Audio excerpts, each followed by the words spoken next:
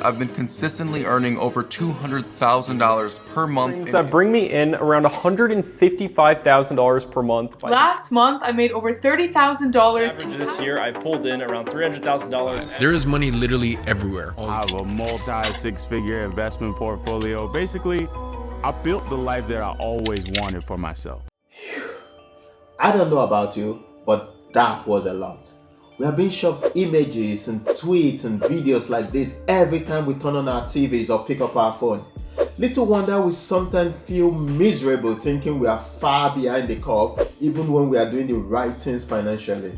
But here are some signs that you are actually on track and actually doing well financially even if it doesn't feel like it.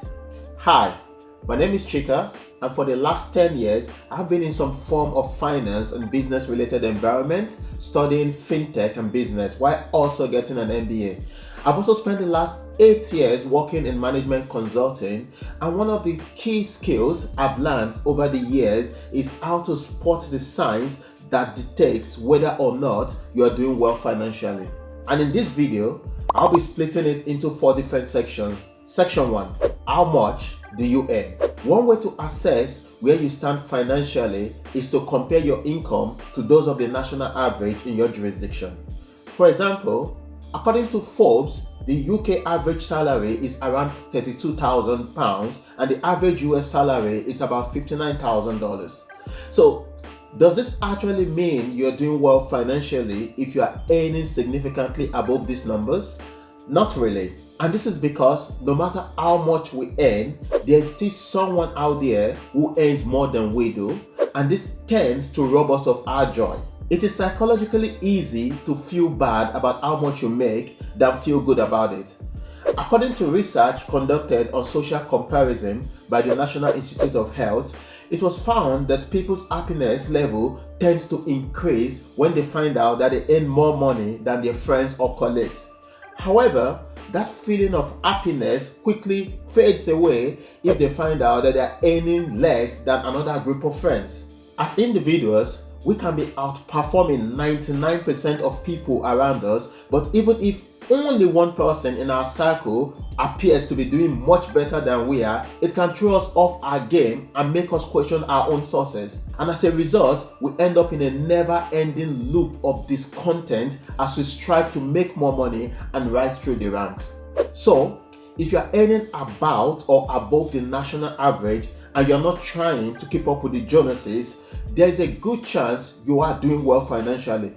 The fact is, from a global perspective, you're probably one of the highest earners in the world, as most of us will easily spend more on a coffee than a lot of people earn in a day. And this leads me to the second section. How much do you keep? 80%? 50%? How much of your earnings should you actually keep as savings or investment?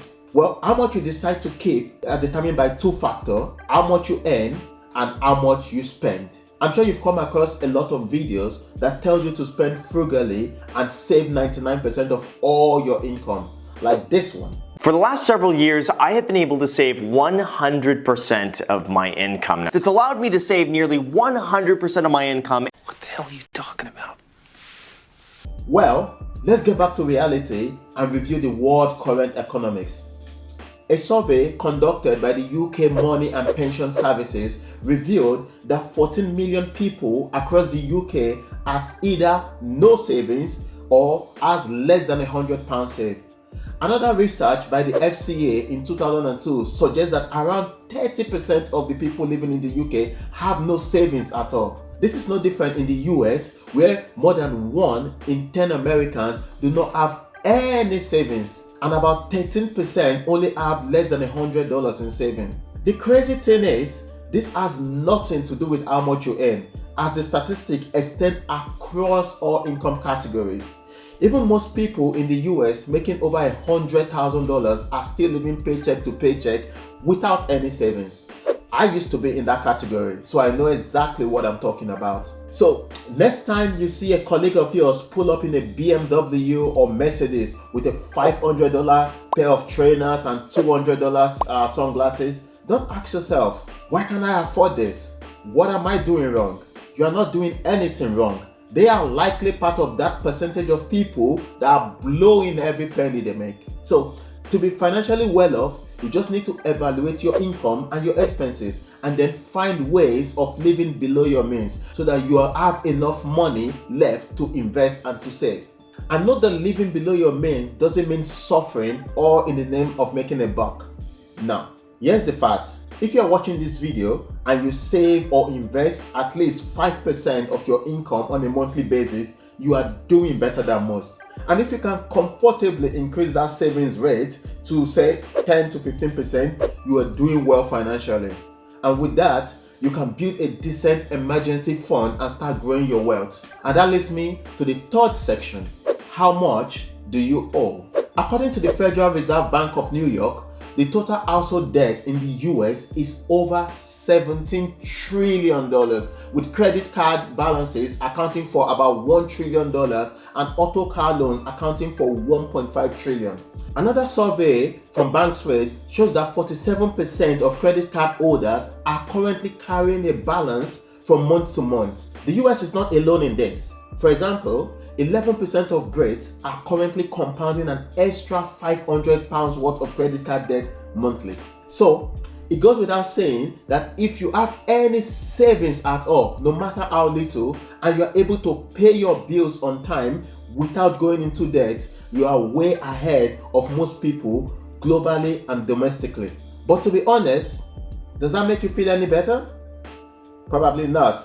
It didn't for me. And why is this? And that's what we're going to cover in the final section. How do you evaluate yourself?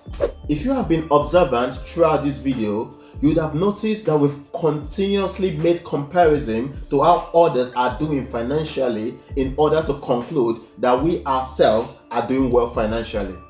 And that's because our perception of how well we are doing is massively driven by social expectations and comparisons. I stumbled upon a funny quote that says, if you want to feel better about how much you earn, get some poorer mates.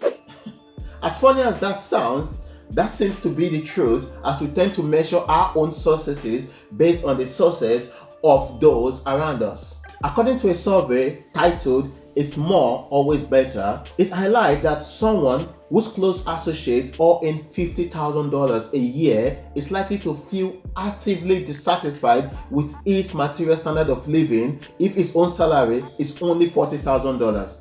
Yet, that same person would likely be content if his close associate not earn $50,000 but $30,000. And this would have been manageable if your close associates are just within your physical environment.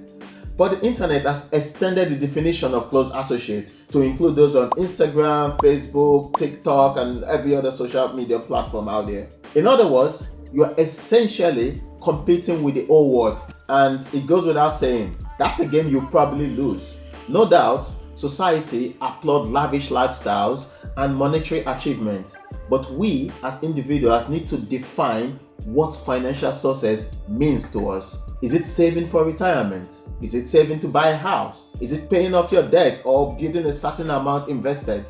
We need to rewire our brains to look at success through an individual lens rather than a societal perspective. And this will set you free from comparison and social expectations. You will no longer care much about what everybody else thinks or what everybody else earns. Instead, you'll be more focused on building and accumulating wealth, and more importantly, working towards financial freedom. Now, that's a sign that you are truly doing well financially. If you like this video, feel free to share to someone who might be feeling financially behind but need a little bit of pick-me-up, a little bit of reminder that they're actually on the right track. Don't forget to hit the like button for the YouTube algorithm and subscribe to the channel if you've not already done so. Thank you for watching, and I'll see you in the next one.